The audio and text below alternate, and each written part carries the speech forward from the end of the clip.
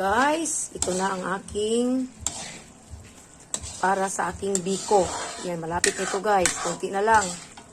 Yan o, napakasarap ito guys. Tapos nilagyan ko siya ng vanilla. Ayan, para lalong bumango ang aking biko. Anong nangyari? Yan guys, kunti na lang ito guys oh. Yan. Kunti na lang yan para sa aking biko at magluluto din ako ng lechon manok. Yun, pinitahan ko pa. Tapos magano pa ako sa oven. Mag-preheat para mamaya-maya salang ko na yung aking gagawing lechon manok. Yan guys, napakainit sa amin dito guys sa Cebu ngayon.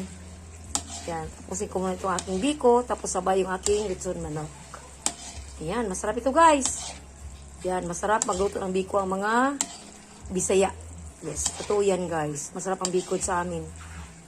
Kaya hindi lata. Yes, hindi lata ba? Ayan.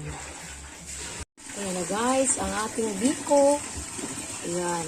Yung mga dukot niya guys, kaya sinali ko na dito para walang masayang ba. Ayan. Nakaano na to guys, oh. Nakadukot na ba? Ayan, oh. Mamaya-maya, pag malamig nito guys, napakasarap na ito. Ngayon, napakainit pa kaya. Ayan ko na lang muna siya para lumamig siya ba. Kasi mamaya-maya magluluto ako ng hot chocolate. Kasi ilagay ko na ito sila sa table.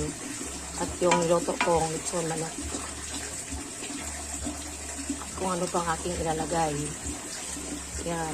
Yan kasi dito sa amin, ganyan din nag-ano kami guys ba. Naglalagay ng pagkaon sa table para sa mga ano natin. Yan ang ating biko. Napakasarap ito guys at napakabango. Yan. Mamaya, ayan ako na ito mamaya guys pag malamig na siya. Yan. Kain tayo guys. Kain tayo ng biko. Siguro biko din kayo dyan sa inyo. Yan. Napakaganda ng biko. Thank you for watching guys. Bye bye. Happy Halloween.